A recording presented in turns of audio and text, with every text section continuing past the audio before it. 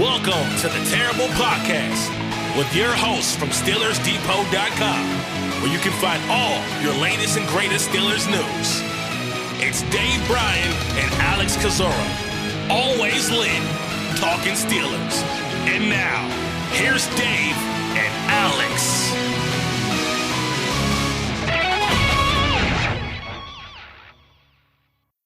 Welcome to the Terrible Podcast, Season 13, Episode 153. He's Dave Bryan. I'm Alex Kozora, SteelersDepot.com. Thanks for being back with us here this Tuesday, Steelers Nation. Dave, how you doing?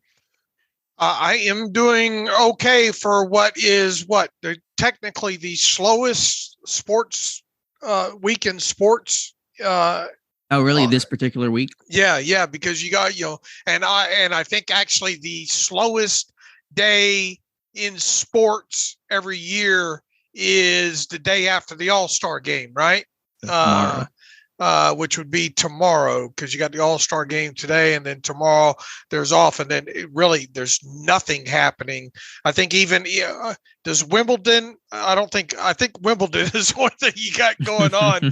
We're now a tennis site, Dave. Right, and then, I think is it the ESPYs this week or something as well too? And don't they do that on Wednesday or Thursday or something like that? So it is the slowest day of the year, because I don't know anyone who watches the ESPYs anymore. But here we are right in the middle of it. Got a couple more weeks until training camp gets underway here, and not much happening in the news cycle overall. Some of these lists are starting to pop up on obviously the major media sites and all. And that's producing a little bit discussion. But other than that, just gearing up for the start of training camp here. Yep, we are doing our best to keep you guys with something to read about, at least. And yesterday I had my best and worst case scenarios for the 2023 Steelers rookie class, the annual just fun, creative writing, meaningless exercise. But you guys seem to like it a lot, so I make sure to write that every year. So check that out on the site. But Dave, we'll jump on in, and we'll kind of start by picking off on a topic we had mentioned and discussed on both the most recent podcast on Friday and a little bit during our live stream yesterday on YouTube, talking about Cam Heyward. And one of the people in the chat on YouTube yesterday asked about, if Cam Heyward continues to play at a high level, would you extend him after the 2024 season? I think our perspective was more, would he get an extension after the 2023 season? So if you have any kind of finer thoughts on that, feel free to share. Yeah, look, and I think that's an interesting discussion, and more so, I think the question that we received was more along the lines of if he goes these next two seasons, right, and plays out, then what would you do at that point there? And I really think more than anything, the conversation. Look, they could definitely go that way, right? Both sides definitely could, but I mean, if you look at and what you hope would be another very consistent season by Cameron Heyward in 2023. And what would that look like, Alex? Obviously playing in at least 16 of the 17 games, probably logging anywhere between 75 to 85% of the total defensive snaps. You'll know it when you see it as far as his quality of play on tape. I would venture to say anywhere but from, 7 to 12 sacks, somewhere in that area. Obviously, once again, you'll be able to notice it on tape, but there's no reason to think that there's going to be a huge drop off, if any, in 2023. So let's assume 2023 season for Cameron Heyward meets up to our standards. And when you look at the defensive tackle, the interior tackle position overall in the NFL, and where he ranks from an average yearly value right now, his average yearly value coming out of his on his current contract is $16.4 million. There are 1, 2, 3, 4, 5, 6, 7, 8, 9, 10, 11, 12, 13, 14, 15 players currently with that earn more than him. And I mean, you'd be hard pressed. I mean, if you were to build a list of let's even say top 10 interior defensive linemen in the NFL right now, Cam Heyward's in that, right? Sure. Now he's been on some of those recent lists and more towards 10 than where he's been, which is more in that 3 to 4 range. But to me, he's still a top 5 kind of guy. All right. So, I mean, but slam dunk top 10, right? You would think, or top, let's call him 1, 2, 3, 4, 5, 6, 7. Let's say top 8. Okay. Okay. I think we would have both agree with that. And I think it's reasonable to think if he stays healthy, he will come out of the 2023 season one of the top 10. I think that's fair when it comes to him. So within that, and if you also look ahead, and look, this is way too early on some of this stuff when you start looking at the Steelers salary cap situation, because there's going to be a lot of things that are going to help shape that. Obviously, if you get if you have an Alex Highsmith extension coming up, you're going to have a fairly sizable cap hit to deal with in 2024 with him, albeit you'll probably be able to restructure it. You're going to have more than likely a TJ Watt restructure this summer that will bump his number up in 2024. So there's that to deal with. But just looking at Cam Heyward and his situation, when you look at 2024, his cap hit is scheduled to be $22.4 million.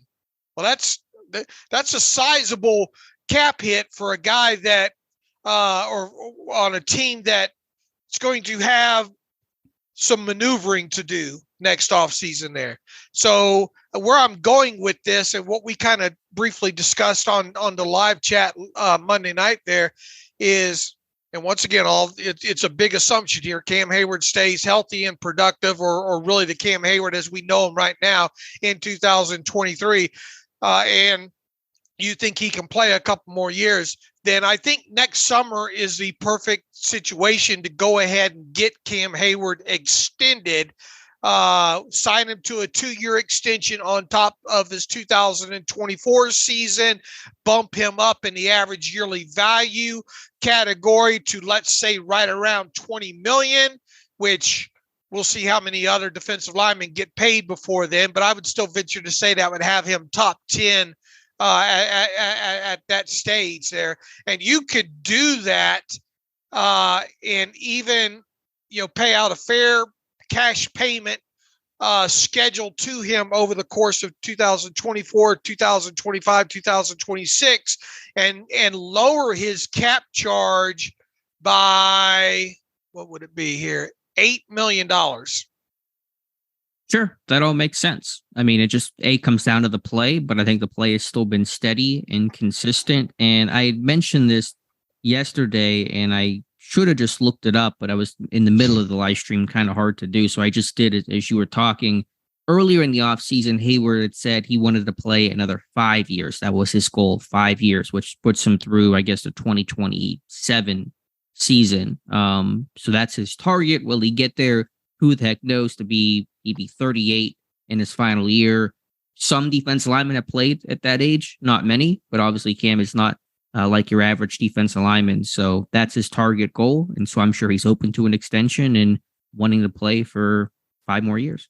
I mean, obviously you can, instead of doing this extension for 2 years on top of 2024, you could draw it out to be, 2020, another couple of years on top of it there. And in the process, you'd be stretching out that signing bonus, even more, right. And thus, potentially saving even a couple of more million in 2024 when it comes to his overall cap number there. But it's all going to come out in the wash anyway at some, if he doesn't make it through either, the two add-on years or the 4 add-on years, right? There's still potential of some dead money in there. So, if it made him feel better that he signed a 4-year extension instead of a 2-year extension, you could get that done, Sure. But you don't see that for many 34-year-old non-quarterbacks, but right. Obviously that's his goal. What do you think from an average yearly value number, if an extension were to happen of any length next year, what number are you thinking on that? 20 million. 20 million. Okay. Right. And I think when the dust settles, that would have him right there, right at maybe, number 10 overall, or right there at number 10 overall, depending on obviously how many contracts get done before then. But I think that's a fair number, because what did I say he's at now? 16.4, something right now. That would give him, a slight bump there in the average yearly value number. And the way that I have drawn out the example here with him, you would be looking at as part of just a 2-year extension with him next off season. You're looking at, well, why didn't that come out right there? Hold on a minute. Yeah, you'd be looking at that times 3 would be, you're looking at a $21.75 million signing bonus next offseason. You're looking at a base salary in 2024 of $1.25 million. That would give him a take for a cash flow of $23 million in total for 2024. And then you've got previous proration from his last contract that you'd obviously have to be dealing with. His new cap number, based on everything I just told you, would be 14.906250, which would be exactly a decrease of $8 million from what it was, scheduled to be in 2024 there. Once again, the cash flow in that first year of $23 million, whether it was a 2-year deal or a 4-year, or a 2-year extension or a 4-year extension, is still going to be the same. Mm-hmm. The only kind of reprieve that you get is stretching that signing bonus out over a 5-year period instead of a 3-year period. When it comes out, that would help you, in the immediate there with the 2024 cap number. But the cash flow on this, what this would be, is because he's due $16 million in 2024 as part of his old contract. That becomes old money at that point. So you still got to account for that. And then where the new $20 million per year of new money average would be in 2025 and 2026. So 20 million plus 20 million is 40 million, plus his old money is 16 million. You would essentially be looking at a 2-year extension worth $40 million, but the entire 3-year deal would be $56 million in total. Do you think he would? Sounds like I should work for a team, doesn't it? Yeah, it feels like the contract's done. It feels like we're already talking about it and we're just in the hypothetical right now, but I know it's the off season. Do you think he would go for 10th highest paid defensive lineman? Because I know he does not think he's the 10th best defensive lineman in football. I know he thinks he's a lot higher than that. He probably is higher than that. Yeah, I don't think you're going to be it economically. I don't think it makes sense on the Steelers side to go much higher than that.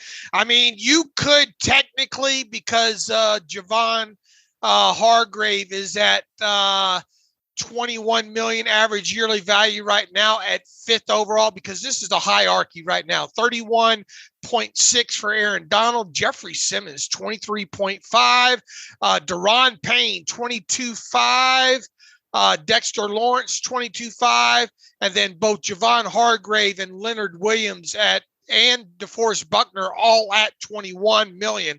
So you would technically, if the hierarchy stayed like this until the same time next year, if you wanted to get Cam Heyward in that top 5, it would have to come in right at probably 22 million for a new money average. And I mean, I know 20 million new money average to 22 million isn't, you know, if you're splitting hairs, it isn't all much. And you could definitely work around that. You know, if he was stuck on it being that number, but you could do it. But if you are going to do it, it would probably have to be a 4-year extension to help alleviate with, you know, to help get you the cap decrease that you're looking for in 2024, because at that point you'd be looking, let's see, if you're looking at 22 million, you'd probably be looking at a take home, let's see, 22 times. Yeah. You'd be looking at, you'd have to do a 4-year extension at that point. But you could definitely get it done if Cam Heyward was dead set on being top 5 paid interior defensive lineman. So anywhere between a new money average of 20 million to probably 22 million you could get done. Yeah, I just think he would want to try to jump those guys that just got paid. Plus, Quinnen Williams is going to get paid at some point here soon, probably before Heyward extension gets done. So I would think it would be somewhere more like 21.5 million per year is what he's going to aim for, as opposed to 20. Right. Yeah. I mean, you could definitely get this done, but once again, I think you'd be looking at, instead of a 2-year extension, you'd be looking at a 4-year extension.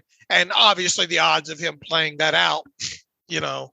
Well, he says, I mean, he wants to play 5 years. I mean, obviously, will he, you know, who knows? But if somebody's going to do it, it's going to be Cam Hayward. Sure. But this obviously, and look, that would give the ability, obviously, immediately in 2025, assuming 2024 was okay, you could restructure and get a little bit of a cap break that way. You would do a whatever extension you're doing with him. I mean, obviously, if you did just a 2-year extension with him, you'd be hoping to get 2024 or 2025 out of him. And if you did a 4-year extension with him, you're doing so with the idea that he play at least 2024, 2025, and 2026. Is there any additional risk to restructuring a guy who's in his late 30s at that point? Sure. Extra cause for concern in doing that? Sure. Yeah.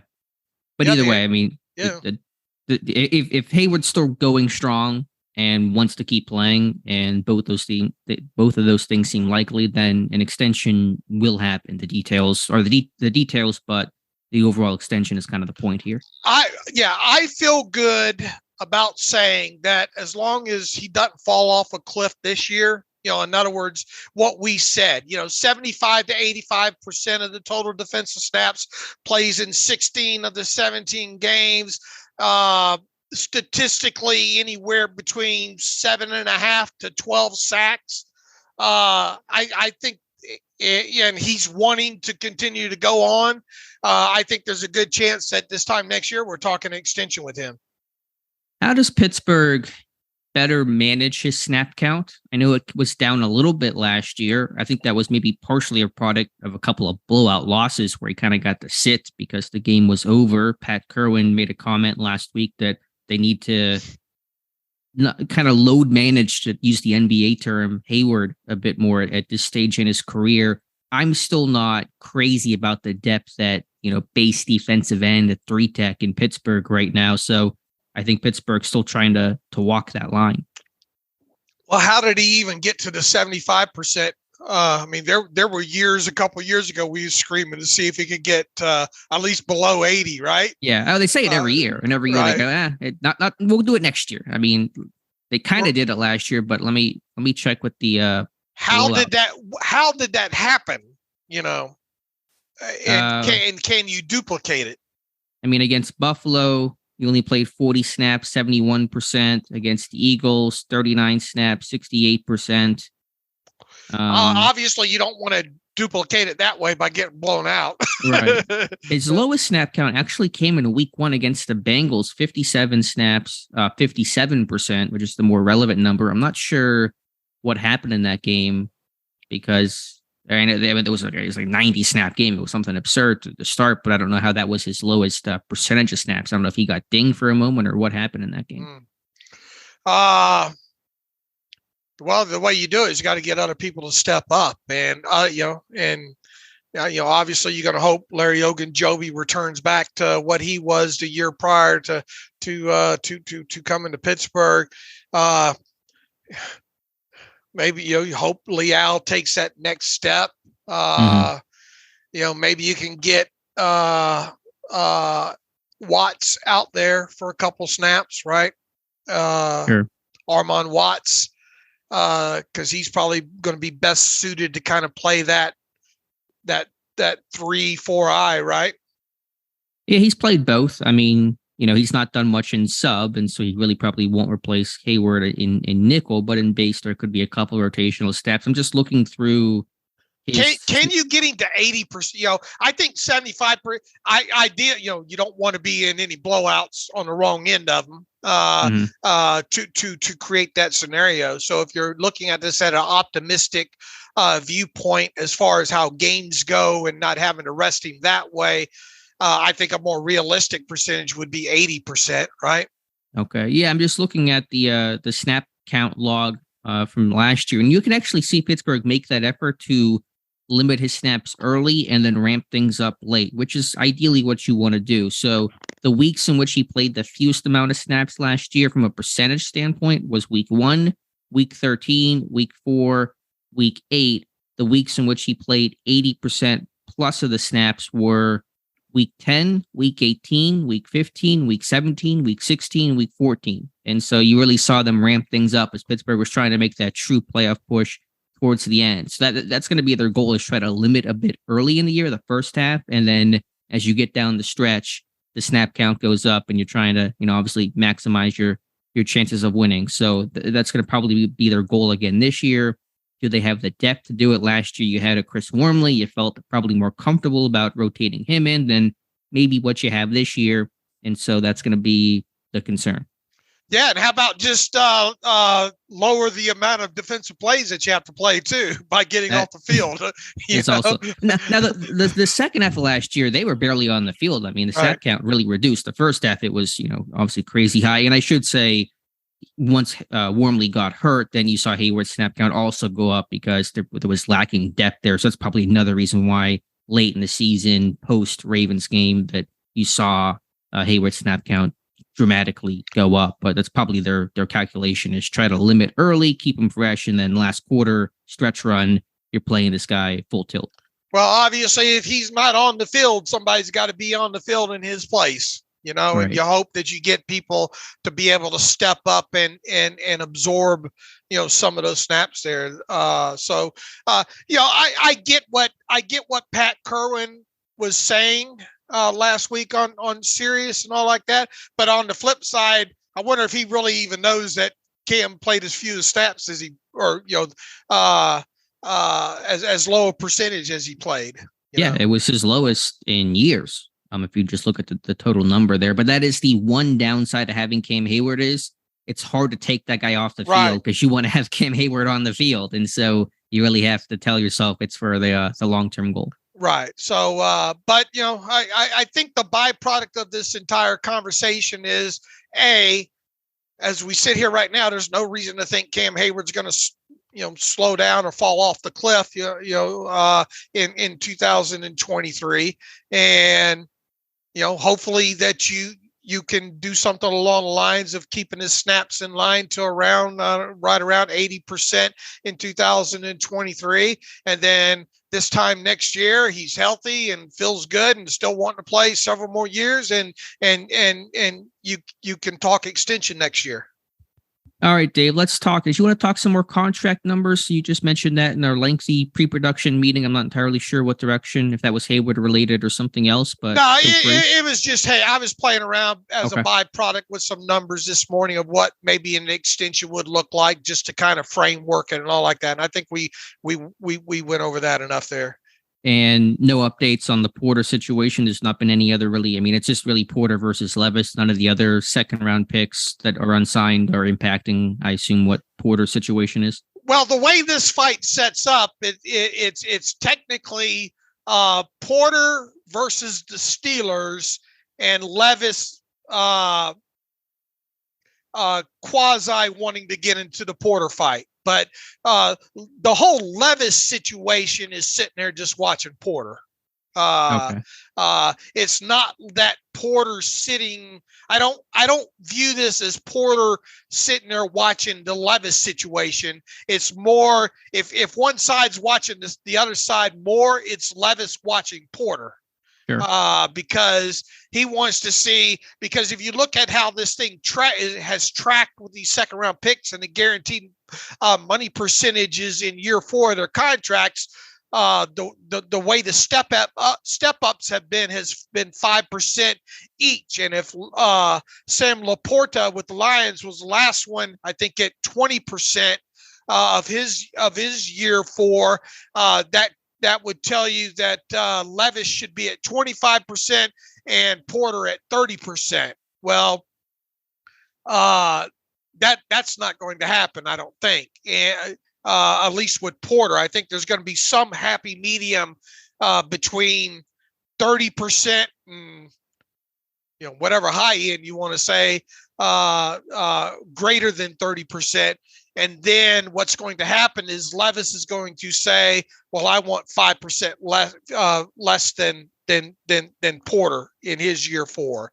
So it's more of Levis watching Porter than Porter watching Levis. And it's more Porter versus the Steelers, if that makes sense. Okay, I got you. Do you think I shouldn't say I should say Cole Marceau, who's not really kind of the new cap guy, and Porter's camp are even talking? Or do you think they kind of reconvene couple days before camp and say, all right, we got to figure this thing out. Let's just, let's make our offers and let's get this deal done? Or do you think it's an ongoing discussion? If I had to guess, and that's all it is, there's not daily trading of numbers going on here. That's what I think. Here. And in fact, the Steelers probably sent out that slip of paper weeks ago and are not listening to anything since then. Now, obviously, deadline spur action, right? You really would like Joey Porter in camp for the start of it there. There's not like you're waiting on too much on either side of them at this point either, right? Because someone just got to blink. Right. Those guys, Levis and Porter, are boxed in now. On both sides of them, and the box inside ahead of Joey Porter is obviously the first round draft picks, and their deals are 100% guaranteed. So that's the high side, and the bottom side is the Laporta deal, who's picked after Levis, and that's I think that was 20% of his year 4 money. So there's It is indeed a situation where everybody's waiting for Porter's side to blink. So I don't think there's much. I don't think you're going to see much give on the Steelers side on it. I think they're going to try to toe the line. Probably around 50%. I would think. I will be a bit surprised if they go more than 50% of the year 4 money being fully guaranteed. And I think that's giving quite a bit on their part. And I guess they have a bit more leverage because while they obviously would want Porter to be there for the first day of practice, Porter probably wants to be there a little bit more. You don't want to miss any time as a rookie. So it would be a story that no one would want to kind of distract and be the headline of the start of training camp. But I imagine that, Porter's going to feel that urgency a bit more than the Steelers side will. And look, I know everybody will look at this and say, Joey needs to quit being greedy. And look, that's why you have agents, because and that's why every year agents try to push the line on this guaranteed money. And some people think it's just splitting hairs here, but I mean it matters, and it matters to future generations of players as well too. And an agent's job is to get his player as much guaranteed money as they possibly can. And that's why this is a situation. And look, I know some people are trying to say, and it's all relegated to the pick number, not the round number, really, because the pick number, that's how his agents are trying to frame this. He's a 32nd overall pick. He should have 100% fully guaranteed contract. And the Steelers are going, not so fast, my friend. The old Lee Corso. Right. He's technically a second round player here that we're dealing with there, but his agents are continuing going back. Yeah, but he's the 32nd overall player, and history dictates that it's guaranteed. And that's where the battle is. It's not any, some people are trying to say in the comments that, well, it's the whole, fifth year option thing and all like that. Well, nothing there. That's not a negotiation tactic, because there's no way in the CBA for him to even get that, as technically a second round pick. The whole quasi framed argument on Porter's end is, yeah, but he's the 32nd overall pick in this draft. Where, what's interesting, I don't know if I can find it. I thought I had pulled it up. In that graphic that they put out every year when the pick's made and the Steelers picks made, I think if you go back and look at that pick, that pick graphic, it says 33rd. Oh, really? Yeah. Were they trying to send a message there that, look, technically you're the 33rd pick in the draft, even though on paper he was the 32nd pick, right. When it comes to that. So you can frame this to whatever side you want to be on when it comes to the Joey Porter situation. I understand why his agent, why his representation is, which is athletes first, by the way, and they've got a lot of high named people, that NFL players, under that umbrella there, and it's their job to try to push this line as much as they can here. I think it still gets done before camp, Alex, and I think a give and take on both sides would be 50% of the year 4 money guaranteed, and then Levis will have his hand out at the end, thinking he should get 45%. That sounds reasonable, and I agree. I think it will happen before camp. I'd be pretty surprised if it didn't in this, day and age. People, I haven't seen many comments about people thinking he's greedy. I've seen a couple, but to me, whether it gets done today or 8 seconds before training camp begins, like, as long as it's done before you miss any sort of time, then who cares, when it gets done. So that wouldn't be being greedy, whether it gets done today or next week. But I think it will happen before camp, and then the framing that you're, laying out sounds about right to me. And I know a lot of people think we've talked 5 minutes or 8 minutes too long on this, but I absolutely love this minutia of the negotiation and the guaranteeing and learning more and more about the rookie contracts and the agents pushing the line and this, that, and the other. But once again, this is Porter versus the Steelers, Levis versus Porter, if that makes sense. Gotcha. No, my job today is wind you up and let you go. If Levis signs today and accepts 25% in guaranteed money of year 4, Porter side gets don't 30. No, it doesn't matter. They don't give a damn about that. No. Okay.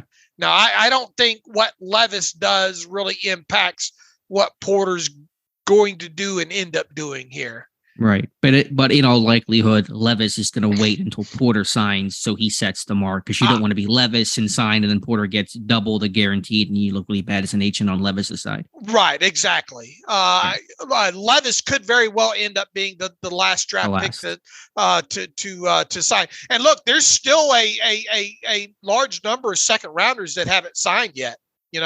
But those guys are beyond in that next wave there, and none of them impact, Porter or Levis situation. They've all got somebody in the middle of that chain is going to have to break it. And then I think you'll see the rest of those second round picks. And there's even like 3 or 4, first round guys that haven't signed yet. But I think the domino is the closer you get to camp, all of these guys are going to start getting deals. But don't be surprised if Porter and Levis are the last 2. We've been saying that for a while. I mean, that is a conversation we've had for quite some time. So we'll keep you posted on it. But yeah, probably going to wait a little bit longer on Porter and Levis getting their deals done. All right, Dave. Dick LeBeau was on the All Things Covered podcast with Brian McFadden, episode that aired yesterday. Really good conversation. So I know we had Coach LeBeau on earlier this offseason, got to talk with him, and the two covered some of the same topics that we had talked about, but there was some new ground in there. What was kind of the most notable thing that Coach LeBeau said in yesterday's interview, Dave? Yes. Look, I mean, first of all, he looks great. So he just looks like fantastic and still sharp.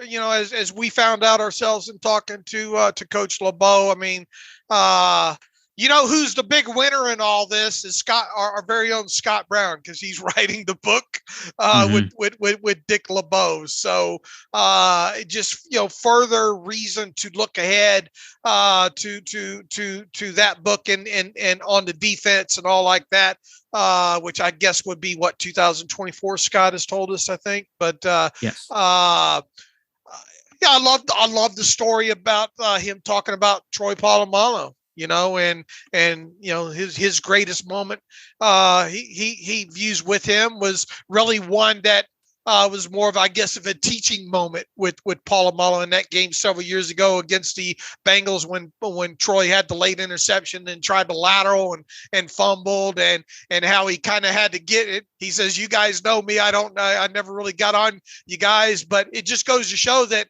LeBeau knew when there was a right time to have to coach these players up and get on them a little bit. And of all players, it had to be Troy Polamalu that had to get a little bit of the wrath of it. And that sent me down the rabbit hole going back and watching the final because he got on him pretty hard when he was coming off the field, And that was a game that the Steelers had in hand at that point. And I think LeBeau said something. It was about 40 or 50 seconds later, Troy comes back over and, the two of them hug and he pats him on the head. And, what great pictures and visual that is overall there.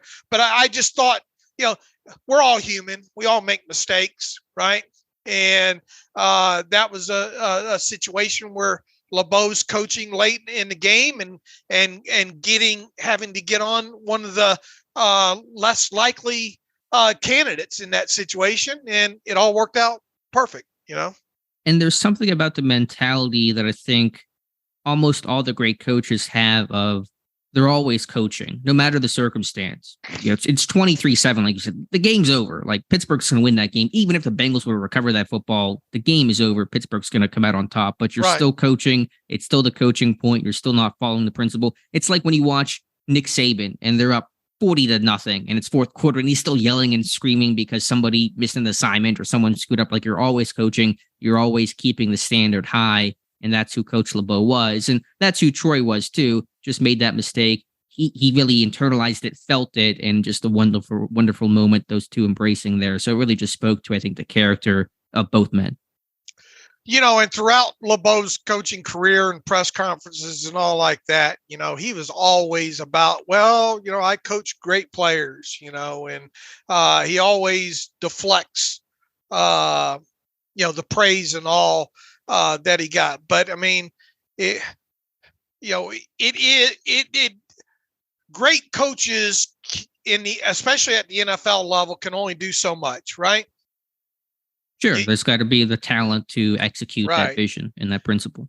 And I think that was, such a great marriage, between great players and great coaches. And boy, has LeBeau coached some great players. And played with some great players. Right. I mean, Light Train Lane, Lombardi. I mean, those Lions defenses he was part of as a player were fantastic. Now, did the game pass LeBeau by, or did the talent level players, decrease, or both, during his latter years there? Sure. Probably both, but I think the talent depleted quicker than the game passed LeBeau by. I mean, when you have Jarvis Jones and all of them, it's harder to run your defense than when you have Debo and the great talent of those mid-2000s defenses. Right. And obviously, too, he was, more heavily slanted towards zone, Mm-hmm.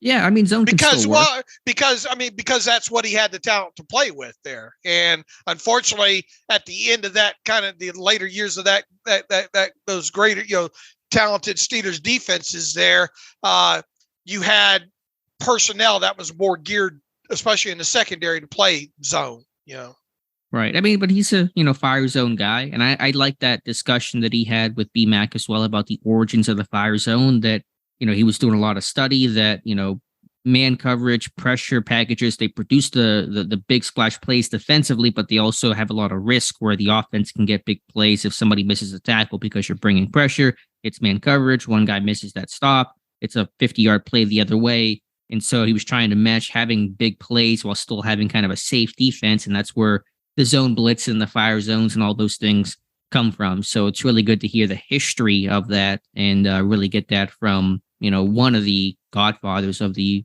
fire zone blitz defense. Look, I think you could put him out there on the sideline, tomorrow, and he could call defense for you.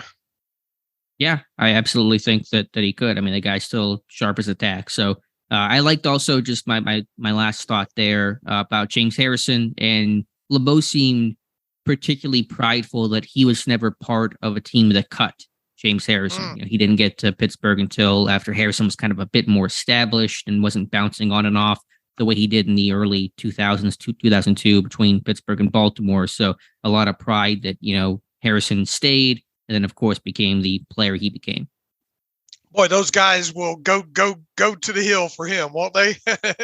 Those players that he had, they loved him and still love him. Yeah, absolutely. So really good discussion and conversation there. Dave, you're doing a series right now, trying to pass the time, preview the year. Speaking of pass rushers, TJ Watt, and focusing in on the right tackles he's likely to face in 2023. Has there been any interesting overall thoughts, or what's kind of been your biggest takeaway so far?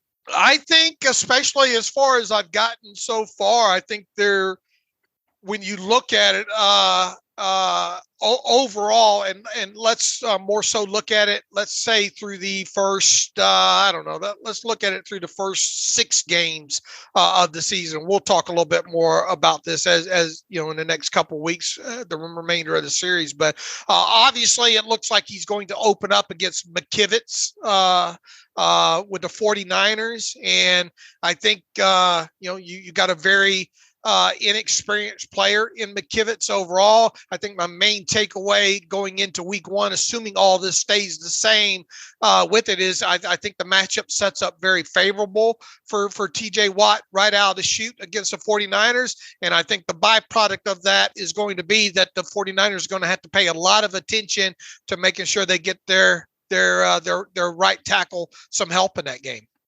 Yeah, I think it's a really notable matchup that will be talked about more closer to week 1, but it is maybe the matchup to watch because the 49ers lost their really good right tackle in Mike McGlinchey to Denver and replaced him with McKivitz, a former 5th-round pick, a relatively local guy, played his ball at West Virginia, but has not played a ton of football at the NFL level. And so I expect he's going to get a lot of help in that game from George Kittle, from the tight end chips and alignment and the quick game, all that kind of stuff. So that'll be the matchup to watch, I think, in week 1. All right. And week 2, you get who? The Browns, right? And Conklin.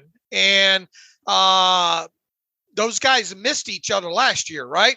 Didn't I write that? Yeah, Conklin's been hurt a lot. Right. And Watt obviously missed right.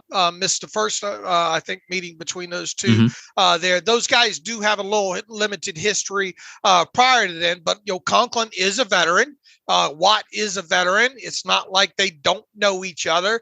And when Conklin's on, he's on, I think. So this is going to be a very good early season test. And quite honestly, Conklin might be one of the he's obviously going to have a few interesting matchups. Watt is this year. Conklin might be up there in top 3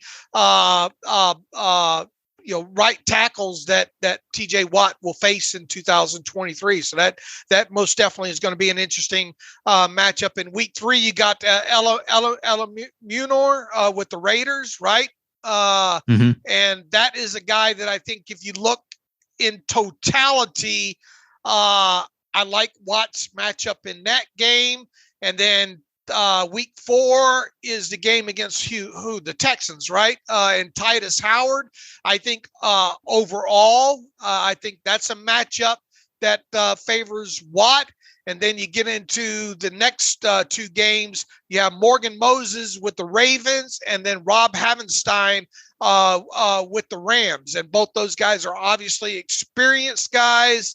That Moses Watt matchup versus who's that? The Ravens is going to be an interesting one to watch. And then Havenstein, is a Wisconsin product. So there's going to kind of be a built-in kind of storyline there. And I think those two faced each other back last time the Steelers played the Rams. And I think Watt was the better of the 2 players on that day there. So it sets up, and obviously injuries can change this.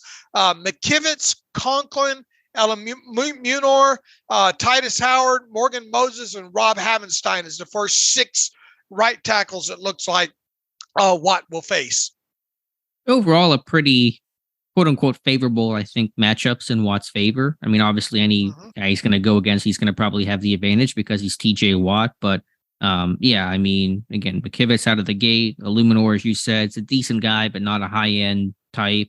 Moses, it's been a solid tackle. He's got a lot of size, and so there'll be a bit of an issue there. Yeah, Havenstein, I think they were teammates at some point, I think in Wisconsin too, correct? Not just both they're from there. I think they were on the same squad together. Yeah, but Watt was was a few years. One probably didn't even know who the other was. That's probably true. But just from the storyline standpoint, they were teammates in college. Now they're playing against each other in the NFL. Maybe they faced each other before. They probably have actually because they played the Rams in 19. But anyway, yeah, I think, it's interesting to look at. I'm not sure if there's a big draw takeaway other than to say that, these are all, winnable matchups for TJ Watt. And I think he could have big numbers in week 1. He could break James Harrison's sack record in week 1 if you really, pushed it. Right. And look, I think as people will see if they're following along in the series, I think it really tilts a little bit heavier in Watt's favor the more middle to the season that you get there. Now, obviously, you have rematches with the AFC teams in there, and what's going to happen with the Bengals? I'm fixing to have to write that up. I think today as part of the middle of the season. Matchups that Watt will face there, but you've got that tackle over there, Jonah Williams. Yeah, Jonah Williams, who has previously played on the left side, has been a little bit disgruntled about having to move over to the right side, and going to be interesting. He is a guy that hasn't been perfect since coming into the NFL. What's that matchup going to look like? Sure, it's an unknown, and also as you mentioned, the Titans unknown in week 9. Don't know who they're going to be putting out there. It could be a bunch of people. It could be Andre Dillard. It could be less likely, but Peter Skoronski. Nicholas Petit Ferrer could potentially be a guy, but there's really not a known right tackle for them right now. Yeah, that stuff. I went and read as much as I possibly could before writing that up about who, because obviously Petit Ferrer will be back from his suspension by then, but this is a guy that didn't look all that great at right tackle for the Titans last year. And with him having to serve that suspension, they're obviously going to have to play somebody else at right tackle. They've paid Dillard a lot of money. He's probably going to play one of the 2 tackle spots. Obviously Skoronski mostly played left tackle in college. And if the Titans got through the first, however many games without Petit Ferrer with feeling pretty comfortable, they're probably going to stick with what's working with them instead of, bringing a guy back from suspension to throw him in there. So, or could it be they've got a couple of younger tackles that I think they're pretty excited about as well too. Will one of those guys step up, or will Skoronski be a guard? Sure. There's a lot. you read up about what the Titans may or may not do, and it really is. And with the suspension in there, it really is hard to kind of predict who will be their starting right tackle come the time that they face the Steelers. And of course, with injuries, it's hard to predict any right tackle, once you get past the first 2-3 weeks of the season. So, we'll see, but interesting series, and excited to see the rest of the list. All right. All right, Dave, today on the site, I had a list of 4 Steelers, I think, who could break out in Pittsburgh. These are some more veteran types and guys that may have had breakout seasons with other teams in the NFL, but I'm just saying breaking out in Pittsburgh, as in they're taking another step in a Steelers uniform. I think James Daniels, Dave, could really have a really even better second season, because he was much better the back half of last year, but he's now a full season in. He's not learning the system that Pat Meyer has. He can teach it better. He can lead better. He can really refine and hone his craft, as opposed to just trying to get the basics, the foundational aspect of his system down. So I think that really is going to elevate his play. The dude's 26, prime of his career. I think the combination of everything coming together, experience and still some of that youthfulness, is going to give Daniels a chance to be a really high-end guard, not just in Pittsburgh, but the entire NFL. What are his Pro Bowl is obviously a popularity contest, so he would have to play out of his ever-loving mind to sway some people maybe in that category, maybe have some injuries around the league or something for that to happen. But what realistically, is it realistic for a first team All-Pro for him? I'm not sure who first team All-Pro guard was last year. Again, there's some of that.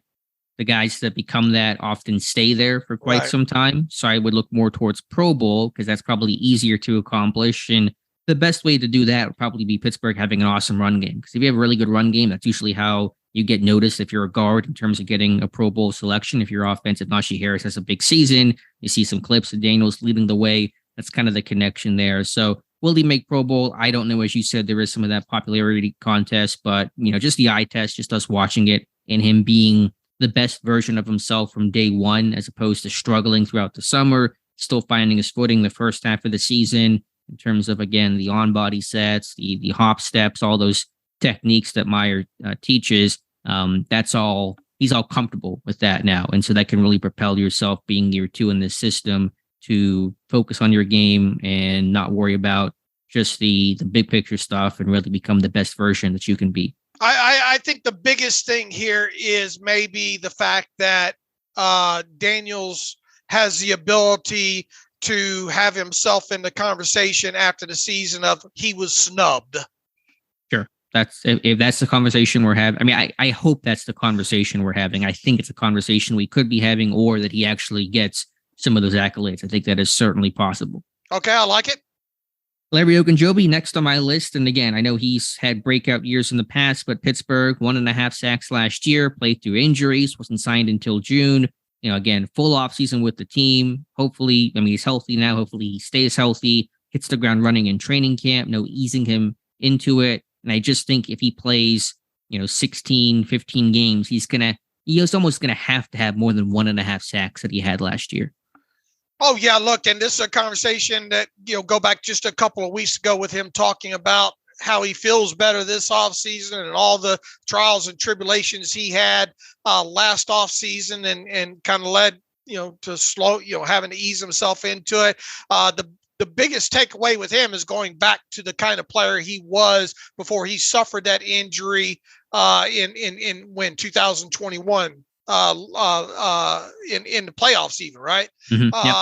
Because if they get Larry Ogunjobi that played through the bulk of that 2021 season, oh boy, that's definitely the guy. They are hoping that that's the guy that they got. And if they do, boy, that defense is going to be even better. So, yeah, look, I like it for, it's not like he hasn't broken out before, right? Right. But I'm saying, like, in Pittsburgh, taking the step from last year. Right. I'm with you. I think this guy is going to be a huge key to what the Steelers maybe want to accomplish in that front of their defense. How about Najee Harris? Big year 3 for him. I mean, the pieces are in place. The offensive line is better. The offense is more stable. It's a clearer vision. Quarterback situations taken care of. There's every reason to believe that Najee Harris can and should succeed. And if he doesn't, then you're really going to have questions about his long-term future in Pittsburgh. Yeah, look, and when it comes to him, stay on the field, stay healthy. I want to see, I'm not so. I think a byproduct of him being healthy and getting the touches and playing behind that offensive line might produce another 1-2 explosive runs, but I'm looking for those 6 and 7 yard runs for him as a huge measuring stick. I want to see the success rate, obviously 55% or higher on his runs there, and then obviously in the red zone, scoring those, putting the ball in the end zone there. So I think, in totality, when you look for total yards from scrimmage, obviously you want to see his best year ever. When it comes to that, I think it's 1,200 rushing yards and 300-400 receiving yards isn't out of the question. But yeah, I think we'll know a very productive, a quote unquote breakout season for Najee Harris when we see it. And once again, I'm hesitant to predict a huge increase of any explosive runs because that just had. Mm-hmm. I got to see those because he didn't have a high percentage in college. One of the main knocks I had on him coming out of Alabama was that explosive play rate. But within that, he can help make up for that with those 6 and 7 yard runs. I know it's not your favorite stat, but if you had to guess what Najee Harris's yards per carry is going to be in 2023, or what it should be, what you hope that it is, what number would that be? It's been at 3.9 and 3.8 his first 2 years in the NFL. Yeah, get it anywhere over 4. I mean, 4.1, okay. 4.2 as a byproduct. Maybe a tad bit higher if he's got the amount of 6 or 7 yard runs in there. I hope that he has, and he limits the obviously the lost yardage stuff there. But more than anything, if you need 3rd and 1, give me at least 1 yard. The success rate aspect. If it's second and 6, get me the 60% needed there, that kind of thing there. So I'm going to be hyper focused more on his successful run rate more than anything else when it comes to this season. Sure, I understand, but my thought is at 4.0 at the minimum, but I would like it to be 4.3. If it is 4.3, 4.4, odds are his success rate is going to be pretty high. If his yards per carry is increased by a half yard. All right, fair enough. Last one on my list here is Diontae Kazee. So there's been a lot of second-year Steelers on this list, and Kazee, one of them. Similar boat, getting hurt last year, breaking his arm in the preseason finale, missing the first half of the year, coming back after the bye, making an impact in dime packages, picking off Deshaun Watson in the finale, a guy that could be a chess piece that's going to allow Minka to rotate. And again, just full year in the system. I think it's going to do him a lot of good, and he should have a role again in dime packages. Look, this a guy we was very excited about going into that last preseason game last year when he got hurt, right? And then had to miss first half of the season due to that injury and that suspension that he had. His return coincided with that of TJ Watt's. So it is a little bit of an asterisk within that, but I thought he played very, very well when he got back on the field. I thought the whole defense really, and for obvious reasons, getting Watt back and then obviously getting him back on the field there. But he is a guy I am super excited about coming out of the chute and being able to start a season in that defense there. It's going to be interesting. We've talked several times how they're going to use these safeties. Because obviously he's more free safety than he is strong safety, right? Right. I mean, he plays bigger than his size, but yeah, he's not going to be a box guy. I mean, he's going to be, free safety. You mentioned, I think, even slot corner. I mean, he's got the background there years ago, but you talk about that slot corner mix. It doesn't sound like he's going to get that first crack at it, but you never know what could happen mid-season injuries, performance, where maybe he gets additional looks. What could a big safety group look like in certain situations with this team? I've thought about that some. I was going to write something kind of mapping out what the dime package looks like. We can try to do it now. So Wallace, Peterson, Porter as your corners, and then for your three safeties, Fitzpatrick, Kazee. I guess Keanu Neal could come down. I mean, Edmonds was playing a lot in kind of a dime backer role in those dime packages last year. So that's my first thought. Yeah. Minka, Kazee, and Neal as your three safeties, and then Porter, Wallace, Peterson as your three corners is my first thought. All right, because you get one in a box guy in Neal, right? Yeah, I mean that's what Edmonds was doing most of the time in passing downs last year. And generally, when do they like to roll that out? 3rd and 6+, or obvious pass situations, end of half, end of game. That's usually when they go dime package. Could we see a situation where Neal's more of the 1st and 10 second safety on the field? Sure. I think of the 6 DBs I mentioned, Neal's the least likely to have a role in dime. But if he's off the field, who does he get replaced with? Trice? Somebody else? Yeah, probably too early, or just not early in the season. Yeah. Or Sullivan, and they had Peterson do some more safety stuff. Obviously, again, there's going to be coverage rotations. I'm not saying that's going to be, we're just saying the personnel, not talking about where they're going to align and rotations and all that kind of stuff. But work in progress for sure, because there are a lot of new pieces, new faces with this group. I think an interesting aspect is what kind of rotations, with maybe the versatility. We've talked about how versatile Peterson might be. Situations when your two safeties out there might be Minka and Neal, but obviously Peterson's on the field. How creative can you get with the rotations to make sure you're getting Minka sneaking down and robbing? Yeah, that's fair. And that's where I think you're going to miss a lot of what Cam Sutton brought, but we'll just have to see exactly how they deploy Peterson. You can certainly do some of those inversions and post-snap rotations. But I'm not entirely sure how it's going to look until I start seeing it in action, because there is a fair amount of unknown with that group. I'll tell you what, that's about that second preseason game. From the tackling aspect alone, I was a huge Kazee believer, and obviously once he got back on the field second half of that season, and I am bullish on the kind of season. I'm with you. I'm bullish on the kind of season that he can have in 2023, and that not necessarily mean he has to play 80% of the snaps. Right. I mean, he won't, barring injury, but he'll have a very important, I think, niche role. So that is and God forbid, he gives you at least a decent alternative. God forbid something should happen to Minka. Yeah. I mean, he's your backup free safety for sure. Norwood is very much an unknown. He's trying to make the team, but Kazee is your backup free safety. So Dave, to finish, I think those four, who would have been my question became once I read that is, if that would have been the top 5, who would have been number 5?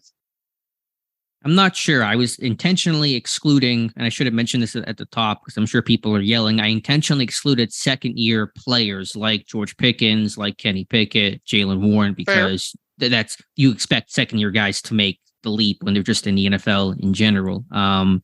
So excluding those guys, I don't know. I'm trying to. Do you have any suggestions for who that guy would be? Who's a carryover that would have been a second year in Pittsburgh guy? Is there any? I mean, a Mason Cole, but I don't know if he's gonna. I don't know if his play is going to elevate tremendously. Right. If he's healthy and not playing on one leg like he did last year, that's going to help. Last year felt easier, and Alex Highsmith was like a fish in a barrel. A guy had a shot to break out. I wasn't sure what that fifth guy would be for Pittsburgh. All right. Good post, and I'm on board with all 4 of the selections there. Good one. Someone did mention Allen Robinson, I think Falcon safety in the comments. I don't know if he's going to break out. I think he'll have a steady solid year. I don't know if I would classify it as a breakout kind of season, though. Okay. All right, Dave, we'll finish things up with your 90 and 30. And where do we leave off last? With Heyward, Highsmith, and Holcomb, I believe? That sounds right?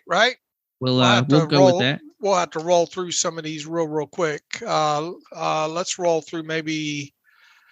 Where did we say we left off? We should be on Jason Huntley, Diontae Johnson, Broderick Jones. So let's start there with Jason Huntley. Jonathan Heitritter wrote an article yesterday arguing or making the case of why Huntley should be in that third running back battle, and he should be. I just think it's more plausible one of the other guys gets that hat. Yeah, Huntley's a little undersized as well too, right? So 5'8" and a quarter, 100, a little bulkier though. Look, whoever that number 3 guy ends up being is probably going to have to do something on special teams. And I think Huntley, some of his asset, limited asset to date on special teams has been as a kick returner overall there. Just his overall size though makes you kind of wonder if he's going to be able to get out there on any other special teams other than maybe as a kick returner there. There's we've already mentioned the younger running backs that are battling for spots there. It feels like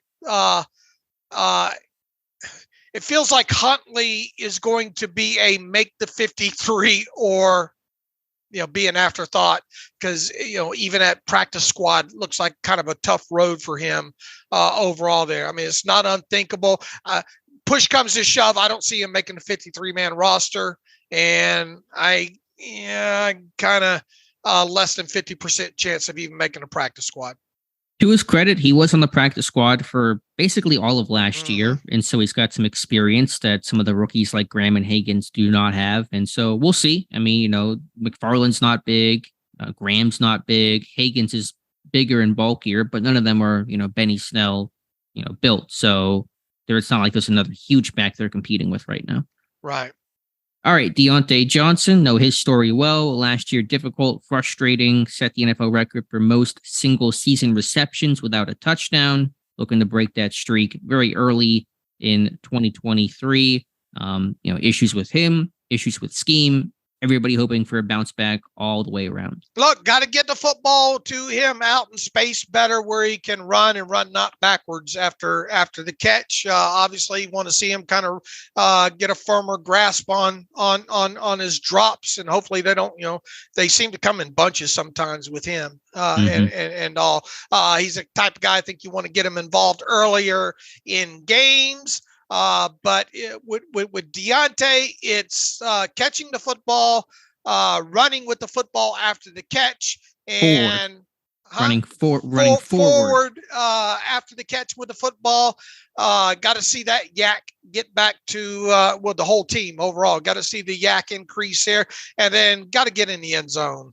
Got to break that nasty streak that he's got going and all. I think realistically 4, 5, 6 touchdowns for him in 2023. But I think he's going to get his catches. I'm not convinced that he's going to have 100 catch 1,000 yard season.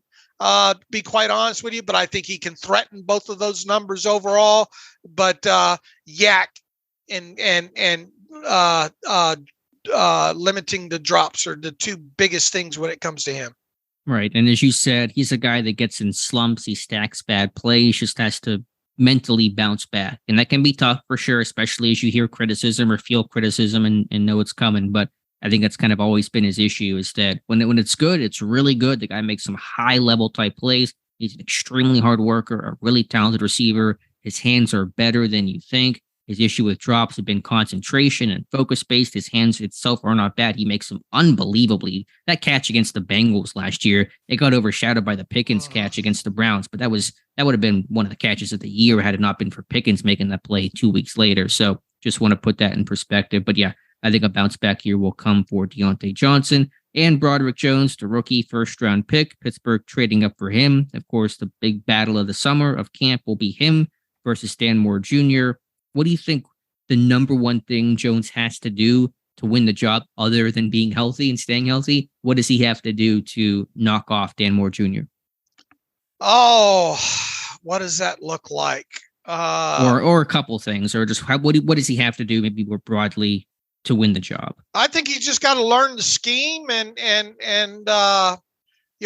maybe get a little bit faster with those hands. I'm with you. Yeah, I think just getting Meyer's system down hand level more than anything, and not that he doesn't have fast hands. I think just initial hand level is one of the biggest things that stuck out in his tape overall. I mean, he's obviously good out in space, and you just got to learn the system and get used to the NFL speed. Yeah, eliminate mental mistakes. And I think, he's his first punch. He's got the length that Pat Meyer wants, so he should be able to make that first significant contact early. That'll be the key for him. So I think that, and just dealing with some of the speed to the outside in the NFL, you got some really, fast, bendy pass rushers. And I'm not saying Jones can't handle that, but it is something to adjust to. Right. Look, he's going to start at some point. At left tackle, is it going to be week 1? Is it going to be week 4? Is it going to be week 6? He's going to start at some point. All right, Dave, moving on now to Manny Jones. He was an offseason, I think he was a waiver claim from Arizona. I think he's going to be more interior D-line, but he's a bit of a tweener type, and so I want to get eyes on him and see where he's lining up. Yeah, he's got a tough road, doesn't he? And really, the only reason he's on the roster, I think, at this point was claimed because of what happened to Renell Wren with that injury there. A lot has got to happen for her, and not good for Manny Jones to make this 53-man roster. So I think he's a guy. He is kind of that build that he has. Makes it kind of wonder where he fits and what exactly does he do well. I think best case scenario with him is practice squad. Even that kind of feels iffy as we sit here right now. I'm with you. Diontae, Kazee just mentioned him. Not really much else to talk about, but dime package player, should be a chess piece, help unlock and move around Minkah Fitzpatrick. So he, is he the new Cam Sutton? Maybe not overall, but I think in those sub-package moments, he really could be doing a lot of what Cam Sutton did last year. All right. And Miles Killebrew, special teams ace, 2 block punts 2 years ago, quieter last year, but still strong, steady play. Probably be a captain. Will he replace Marcus Allen as the personal protector? That seems like a possibility. That may be his path to securing his roster spots, becoming the PP. So that's going to be, his path is really unchanged. It's just kind of trying to cement in that roster spot. Yeah, not a guy that offers you much as far as a defensive player, but could be a break glass in case of emergency. You just hope that you don't get in situations where Miles Killebrew has to see the field on defense. To me, with Miles Killebrew, it's special teams captain or bust. Because if he doesn't get special teams captain, then it means he's probably not making a roster. Okay, I see what you're saying. When it comes to that aspect of it there. So a great guy off the field. You see all the stuff on social media that, he fits the Steelers organization great, but he's a special teams player and a special teams captain or bust for him. All right, I'm with you there. Moving on now to Christian Kuntz. Speaking of special teams and specialists, he's been the Steelers' starting long snapper each of the last 2 years. We'll get a push this summer from Rex Sunahara, just signed by Pittsburgh. And if just, the snaps can be a little bit more consistent, didn't grade out well last year. I thought Presley Harvin bailed him out a couple of times, but, a guy that's got a really interesting story, former outside linebacker, turned long snapper and making the team, beating out Cameron Kennedy a few years ago. So not counting this guy out, but there will be some competition this summer. Yeah, long snapper or bust. That's why they pay us the big bucks for the analysis there. Look, this is a situation like with the punter. I think going to be interesting to watch play out, and B, whoever wins the job better be consistent, or else they might be looking for work. Yep, I'm with you. That makes a lot of sense. Nick Kwiatkowski, another recent signing. He came along with Sunahara late or midway through last month. Veteran guy, local Pittsburgh guy, experienced off-ball linebacker depth and special teams. I think Jonathan said it well, kind of the new age Robert Spillane, although Kwiatkowski probably won't have the defensive role that Spillane grew into last year, but just in terms of like salt of the earth kind of guy, special teamer, that's going to be Nick Kwiatkowski. Yeah, he didn't even play a defensive snap, I don't think, last year for Atlanta. Right. Played well over, I think, 200 special team snaps for him. It's been a couple of years since he's even, taken a defensive snap. So he's going to have to secure a core special teams. When you talk about those backup inside linebackers, and are they going to keep 4? Are they going to keep 5? That's obviously yet to be determined there. But if he makes the team, it's going to be with the emphasis on him being a core special teams guy. And DeMarvin Leal, which we've talked about many, many times this offseason, the whole what is he? It would seem like he would play more D-line than outside linebacker after Marcus Golden was signed and Nick Herbig was drafted. But it felt like in OTAs and some of the clips that I saw, he was doing a bit of both. And so Omar Khan's expressed a desire to utilize his versatility. I'm still not sure what the plan is for him or his weight or anything, but I'll get eyes in camp and report back. Yeah, the biggest question mark, one of the bigger question marks we had at this offseason. How can you get him on the field, especially as a defensive lineman? And we're going to hopefully learn a lot about what he is and isn't during training camp in the preseason, and most definitely by the end of the 2023 season. I still think for him, sub-package pass rusher as an interior defensive lineman, 3-tech, and then early down rotational stand-up outside linebacker would be his path, would be best for him. I know getting some of those early down outside linebacker snaps will be a bit tougher to do, but there would be some, I think, there if you called him a de facto number 4 outside linebacker. That guy does play a little bit, roughly 7 to 10 snaps per game. And so if you got Leal, let's call it 7 snaps at outside linebacker, you get him, 15 to 20 in your sub packages. I mean, he's playing about 30 snaps a game. That sounds right to me. I mean, I don't want to see him at outside linebacker anymore. You don't? Nah. Why is that? I mean, there's no need for it, I don't think. With the way you have this depth chart and all now, if everybody stays healthy.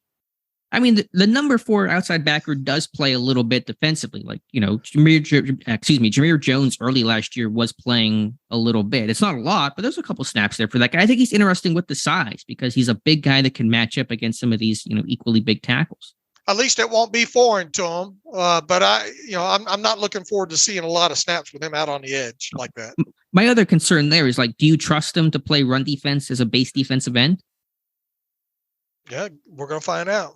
I just don't think he's ever had that. That's never been his game, and again, his weight was lower at A&M, and so he might be heavier, but if they're going to have him kind of be a bit of that tweener, trying to play base, run defense, I think it's going to be tough for him if he's kind of more interior, taking on double teams and dealing with guards. Well, he's a better pass rusher coming out of college than he was a run defender.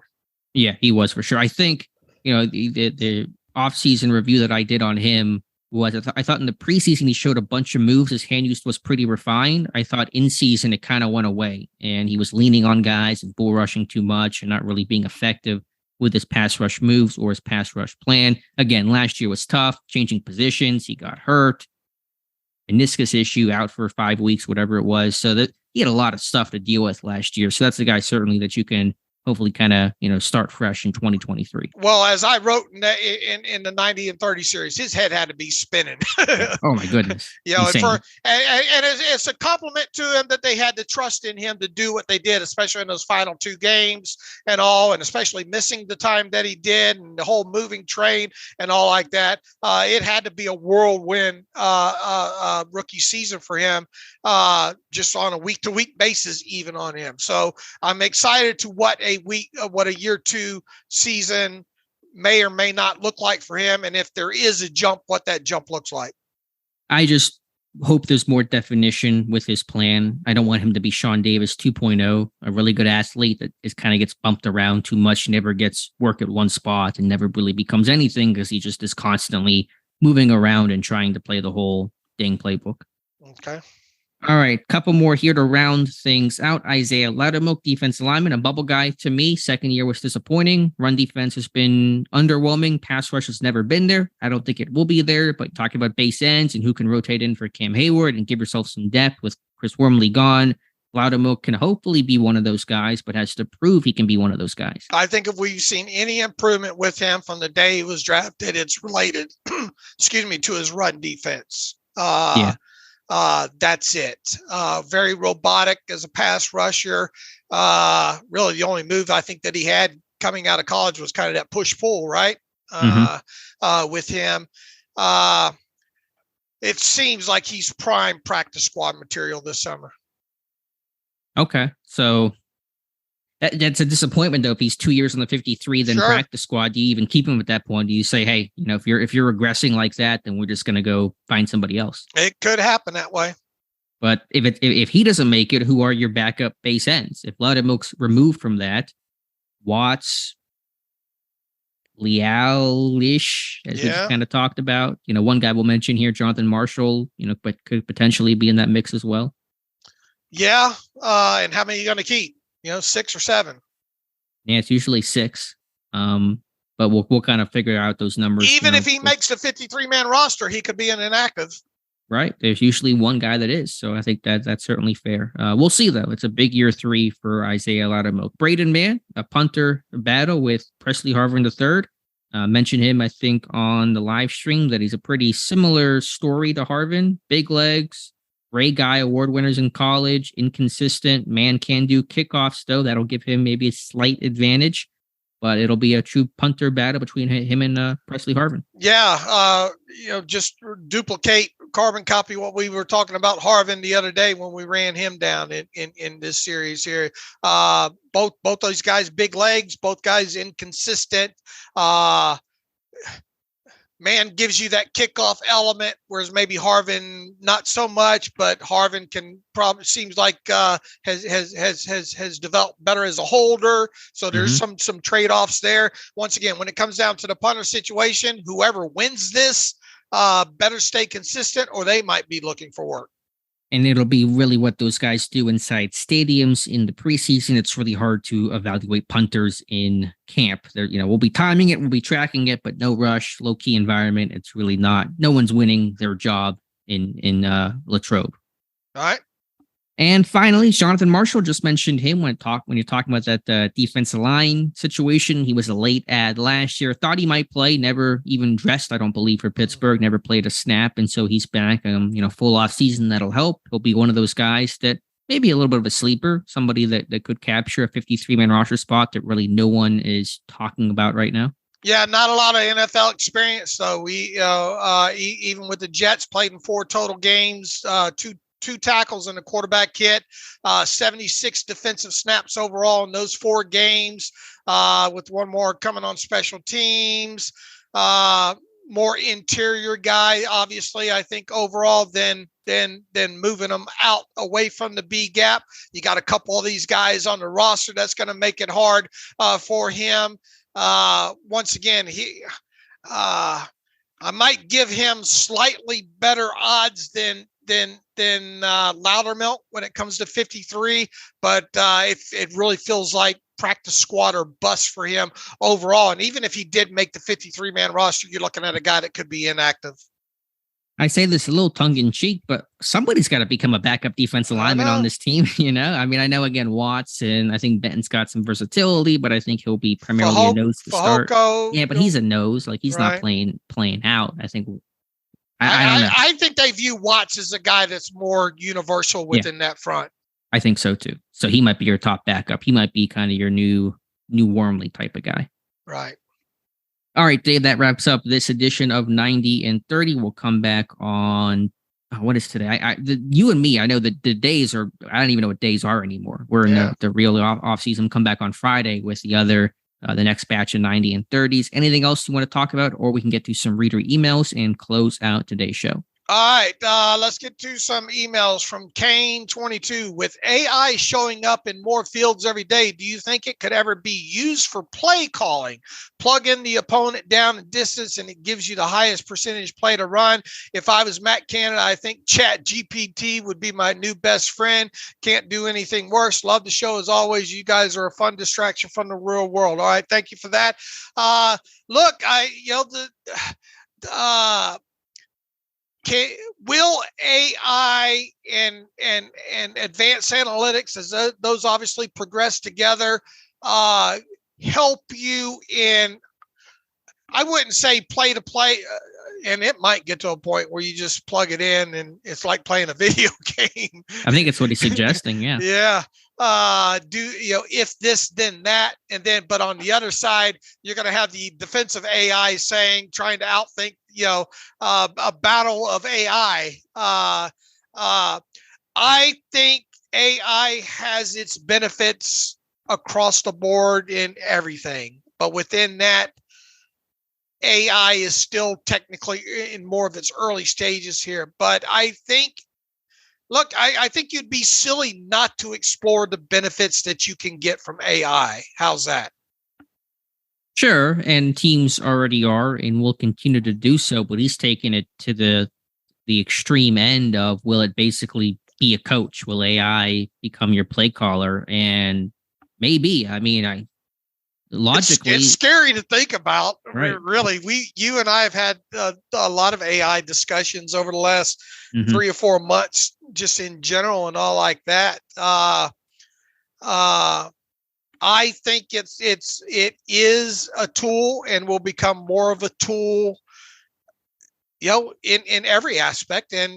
But will it be the thing? Because the suggestion is it won't just be an asset; it'll be the dominant. I think it'll be a force. suggestion. I think you will have coordinators up in boxes using that as a suggestion tool. Okay. Yeah, I think it'll definitely get there. These are the top 3 plays. Okay, they rolled out their sub package because it'll instantly be able to read not only what the personnel grouping is out there on the field on defense, but who those players are, at some point, right? Oh, I'm sure they can input that. Yeah. And it'll be instantaneous just because it'll be able to pick it up from a camera view, right? Probably. Yeah. I'm sure the possibilities seem limitless with this kind of stuff. So it's going to instantly see team's defensive sub package go out there. It's going to know who those guys are, all 11, and it's going to instantly be able to say, these are the 3 plays in your playbook that are because of down, distance, everything that you should, and it rank those things 1, 2, or 3 because of, and along with your personnel that you have available to you. So it's scary to think about, Kane. It is. But I think it is. I think your question is a very good one. I don't have a great answer other than to say I think it will become more prevalent in some way, shape, or form with this, and it's scary. And it's scary as hell to think about.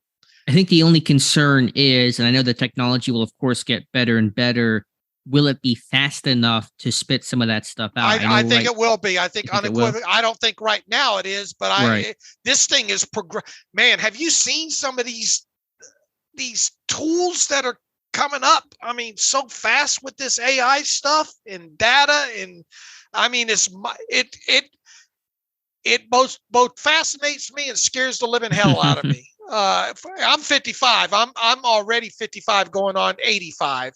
Just in what I've in my life, what I've done. I hear you shaking your fist at the clouds right now. Sure. But it is both exciting and scary within that. So, how fast can it, I think that it's going to come to a situation sooner rather than later where it is reading a personnel grouping coming onto the field with these 11 players.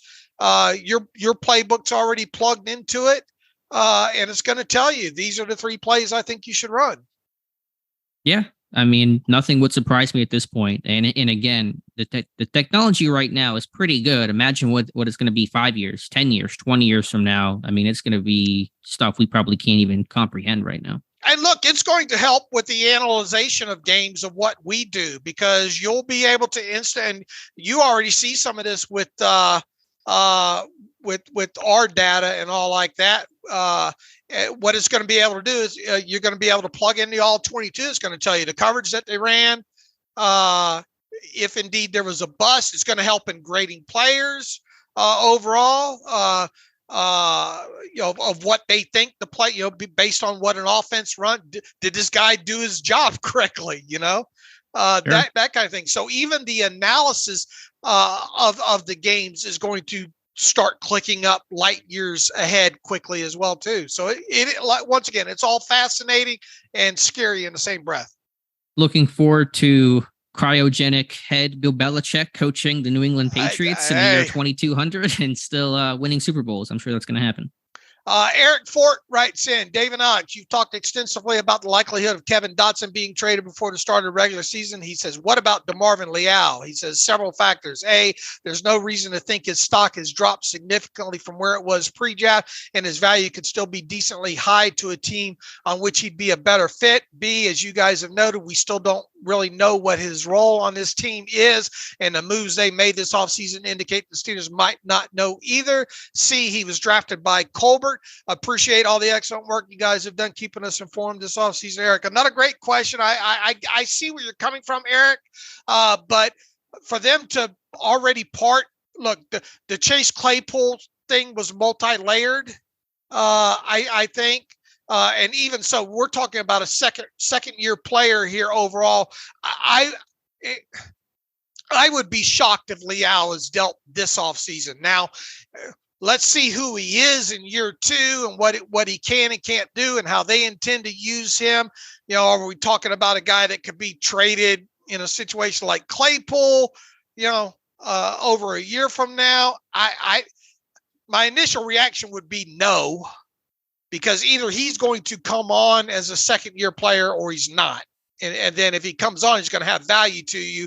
And if he doesn't, a lot of the other teams are going to sit there wondering, well, can we really use him either? That kind of thing. So I see where he's coming from. I don't think DeMarvin Leal is a legitimate trade candidate this offseason. Yeah, I don't think either.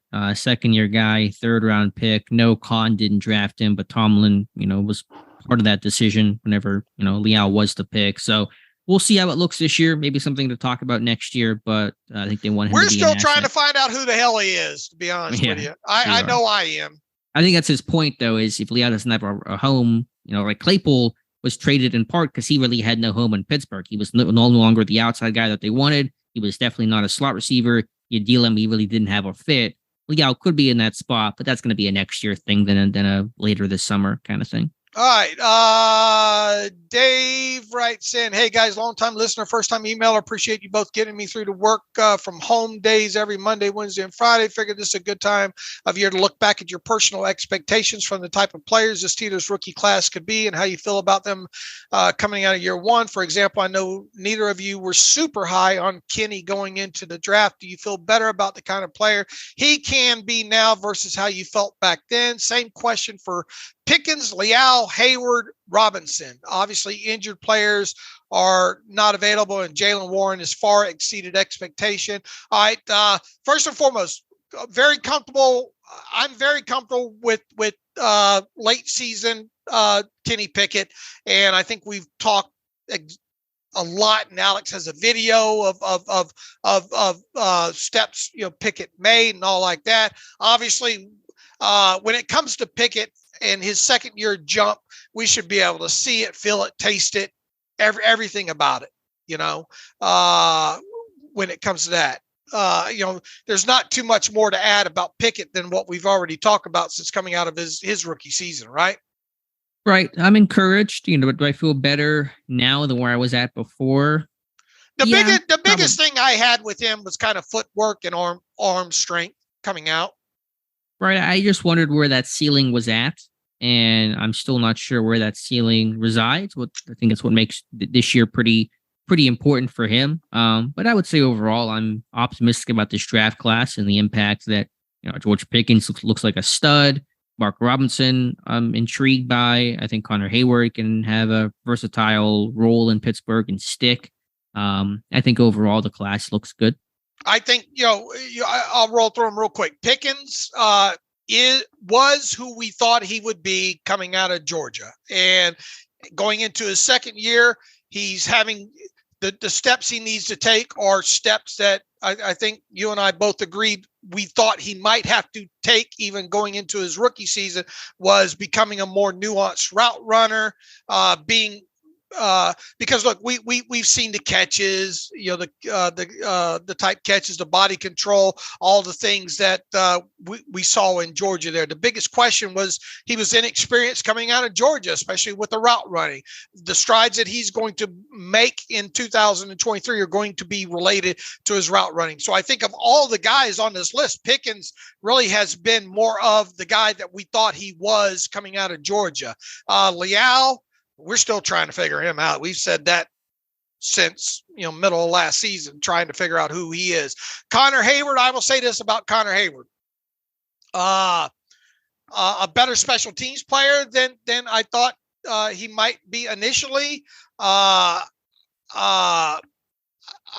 think he made strides, especially in the split zone type blocking and all that he was asked to do. He's an undersized player. There's only so much that you can ask him to do in that category, but I was encouraged with the effort and the understanding of how he had to block in those situations. And then look, great, even better hands than what I saw initially on the Michigan State tape with him. So I think it's been really more of a pleasant surprise with Connor Heyward coming out. Mark Robinson, Alex is a lot higher on Mark Robinson. I like Mark Robinson. As another player, I haven't seen enough of him, sure. Overall. That's where I'm at with Mark Robinson. I need to see more of him. Yeah, I do too. I just see some of the traits and tools and what he could be with some more time and kind of how young he is to the NFL and to his position. So yeah, I think I'm more encouraged by Pickett a little bit, certainly by Pickens, by Heyward, by Robinson. Austin's obviously, who knows, and Leal probably a little bit more concerned by, because I'm a year in and I don't really feel like I have a better grasp on how he works in this defense, compared to a year ago when I had those same questions. All right, I want to get one more because it's pretty passionate here from Craig Sampson here. Dave and Alex, long email, but hear me out. Great off-season shows.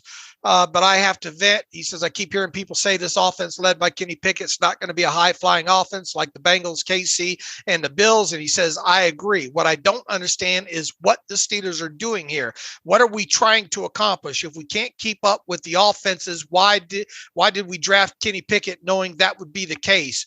Okay, let's try to get one playoff win, but let's be real. One playoff win won't translate to improvement.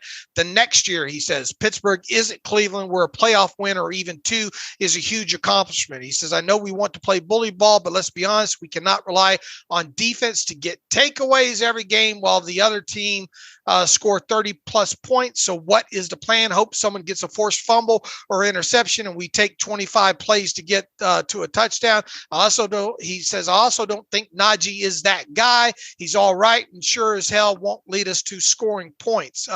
Just frustrated because if we all agree that Kenny Pickett is not even close to Mahomes, Allen, Burrow, or even Herbert, then what was the point of drafting him? Is this another Neil O'Donnell situation? So I guess my question for you guys is, what do you think the Steelers were thinking? Also, just for fun, redraft from 2021 to 2022. Coulda, woulda, shoulda, but should have taken Creed and Pat in 2021, Devin Lloyd and Pickens and Damian Pierce in 2022. Blah, blah, blah, blah. All right, we don't have time to touch the whole redraft thing here. I want to go into some of the bulk of your email here real quick. Keeping up with high-flying offenses, the statement there. First and foremost, the Steelers have to keep up with only one offense every week, and that's the one that they're playing. Right. Plain and simple. I don't concern myself with what Kazee and the Bengals and the Bills do when they're not playing the Steelers. I mean, I do, sure. but you're going to see them at some point if you want to become a Super Bowl team. You're going to encounter one of those teams. Sure, I get that, but you've got to get to that. You got to get to the playoffs first. All right. So what I care about first and foremost is keeping up with the team I get the overall emphasis here, but I think he's trying to go too big picture here in year two with Kenny Pickett. He says, what are we trying to accomplish with Kenny Pickett? Look, go back to Ben Roethlisberger's first 2 years in the league and look what the emphasis there was. You want to develop your quarterback. You want to see your quarterback take the next step in year two. Is that 18 touchdowns? Once again, I think people put too much emphasis on the yardage and the touchdown passes with Kenny Pickett in year two. I'm more worried about him not getting sacked and not turning the football over, personally. Because if they do the other things that they want to do, run the football and play good defense, the rest is going to take care of itself. He says we cannot rely on defense to get takeaways every game while the other team scores 30 plus points. I think you can. This team's gonna. If this team does anything in 2023, it's going to be a lot related to the defense, right? It will be, but hopefully the offense is pulling more of its weight. It needs to this year. And look, I mean, I get his Najee concerns and all like that, but if Najee's going to have to play a part and be able to run behind the line. I don't think there's going to be a lot of explosive plays in there, but I think when you get in the red zone, low red zone, Najee can get the touchdowns for you there. What is this Steelers team trying to do in 2023? If you sat Mike Tomlin down and Omar Khan down right now, they're going to emphatically tell you they have built this team because they think they can make a run at the Super Bowl, and Super Bowl is the goal. Right, but we had a conversation, and it's been ongoing, about do we really think the model Pittsburgh's building can win a Super Bowl? And we were both pretty concerned about that. This year or beyond? This year or beyond. This year, I think it's incredibly tough. I think it's incredible. Right. But even long term, are they built for a low scoring team that's going to try to grind these games out, run the ball effectively? At some point, Kenny Pickett will need to make that jump into the upper echelon. Right. What my thought has been, the Steelers want to be the 49ers of the East. And they want to be a team that plays great defense, great pass rush, schematically strong offensively, good ground game, mobile quarterback, good quarterback, not great quarterback, but a good one, solid coach. That's their model. There is a lane where that can work, and the 49ers are proof of that. I think it is a narrow and tough lane to accomplish, though. Just one kind of new thought about Kenny Pickett. I think obviously they were really high on Kenny Pickett. They're obviously their top quarterback because he was the first quarterback selected. The question was basically something to the effect of, why did they take a quarterback? That's basically what the reader said at some point, Dave, correct? I guess. What are they trying to accomplish? And he says, what does he say here? Just frustrated. It's just frustrating because we all agree Kenny Pickett is not even close to Mahomes, Allen, Burrow, Herbert. What was the point in drafting him? Is this another Neil O'Donnell situation?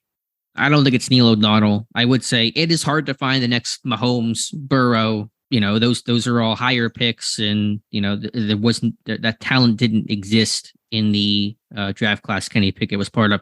One new thought I want to offer, though, is, to me, right or wrong, regardless of what Kenny Pickett turns out to be, Kevin Colbert did not want to retire without giving the new GM, who turned out to be Omar Khan, a quarterback. He wanted to leave the franchise with a quarterback. And I think he was intent on, we're drafting a quarterback at pick 20. We're going to get a face of the franchise to start the new chapter of the Pittsburgh Steelers. And I think that's partly why they won Kenny Pickett. All right. And as part of it, we're only, one season into this, but as of the 2022 draft class of quarterbacks right now, who has been the best quarterback? Well, Brock Purdy, some would argue. I mean, there's that discussion, sure. But of the guys who were debating when the smoke's clear. Look, I've got Brock Purdy. I go back to what Ben Roethlisberger used to say. Let's see these guys in year 2 and year 3. Sure, that applies to Pickett, though, obviously. Right? Sure, obviously it does. When the smoke clears, 15 years from now, when we look back at the 2022 quarterback draft class, who's most likely would have been the top one? I wish I had that confident crystal ball, but if you said Kenny Pickett, I wouldn't yell at you for it, for sure. Right. And that's where I'm going with this. So, but how good is that? I mean, is that because if he becomes we'll see, Yeah. I mean, he might be the best quarterback of the class, but if he becomes only ever the 12th best quarterback in the NFL, and it's like, what does it really mean? Right. Will it have been justified? Right. And we'll just wait and see. But and I'm with you. I think Colbert wanted to leave this team with a quarterback. I think they were surprised that Kenny Pickett fell that far. There was obviously a lot to like about Kenny Pickett. That kind of thing there. So my overarching thoughts about the 2023 season for the Steelers is it can be a building point to the Super Bowl window opening up in 2024. Okay. Yeah, I hope so. I think the question will just be, will they ever have the firepower to go toe-to-toe with one of those top quarterbacks? Because the AFC it's not even like it used to be where it was just Brady and Manning. Maybe on a year where you avoided one and beat the other in 2005, you beat Manning, you avoid Brady, you get in that way. You got so many quarterbacks. You're going to face one of these prolific offenses at some point, whether that's the Bengals, the Bills, the Chiefs, Dolphins may emerge, the Jags are getting better, whoever else, Chargers, whatever. I mean, you're going to have to score points in a playoff game at some point. You can't win the playoffs, with 20 points a game. Look, if we're talking about a Steelers Super Bowl in 2023 or 2024, we're going to be talking a lot about defensive play and takeaways and all like short fields and those kind of things. And then on offense, we're going to be talking about red zone and not turning the football over. Sure. But the concern is, when was the last Super Bowl winner that you said that about their team and how they won? Sure. Like you didn't say that about a lot of these past winners. It was like their offense was great. Their quarterback was fantastic. I mean, there have been some. Well, I mean, look at even the year, 2005 season, Yeah, but the game has changed so much. I mean, I get that, but like, it's a different world. Sure. But even they, kind of snuck in and ran on a run, right? It's not like they were this force. Sure, yeah, they were in danger defensively, obviously. Right, they were in danger of not making the playoffs at one point. That you had to go on that run, as you said, beat Chicago, beat Detroit. So, yeah, I hear that. To me, this is all. I mean, I understand his frustration overall, and based on things that we've talked about and all like that. I am focused on one thing in 2023 when it comes to the Steelers, and that's the progress of Kenny Pickett. Yep, that is the number one thing to look at. And if they win, and obviously, I think they've got enough there that they can sneak into the playoffs and obviously get a playoff win, and then who knows whatever happens after that. But looking for very noticeable jump in Kenny Pickett. So a year from now, we're saying, well, can Kenny Pickett become a 30 touchdown a year guy? Sure. I agree with you 100%. I think Pittsburgh's calculation is let's get back to the playoffs, win a playoff game. That's kind of been an issue. And if we buy that lottery ticket and consistently compete, we're going to get hot one year. It's going to go our way one year, and we're going to make a run. And if you just keep buying that lottery ticket, the odds say at some point it's going to work. All right. So, and I try to not get too far out ahead of my skis, but other than just saying, excited about seeing the jump Kenny Pickett can make. I think this team is built with the notion that 2024, if Kenny Pickett does make that jump, then we can legitimately maybe talk about a Super Bowl window opening. I obviously would be shocked if this team won the Super Bowl in 2023. I think, Alex, you agree with that. I do think that maybe there's a situation here where this team can get in to the playoffs and win a playoff game. And that's what I'm focused on right now. I'm with you as well. All right. Got through that. All right. Time to wrap it up here. We will be back on Friday. Who knows what rabbit holes will go down on Friday there. In the meantime, you can follow me on Twitter at Steelers Depot. Follow Alex at Alex_Kozora. Follow the show at Terrible Podcast. Email the show, theterriblepodcast@gmail.com. If you like what we do and want to donate to the cause, SteelersDepot.com, hit the donate button up right, navigational bar. Also, if you'd like an ad-free version of the site, SteelersDepot.com, hit the ad-free button up right, navigational bar. Appreciate everybody listening on this Tuesday and reading the site during this slow time of season. And we'll just end it with, as always, thanks for listening to the Terrible Podcast with Dave and Alex.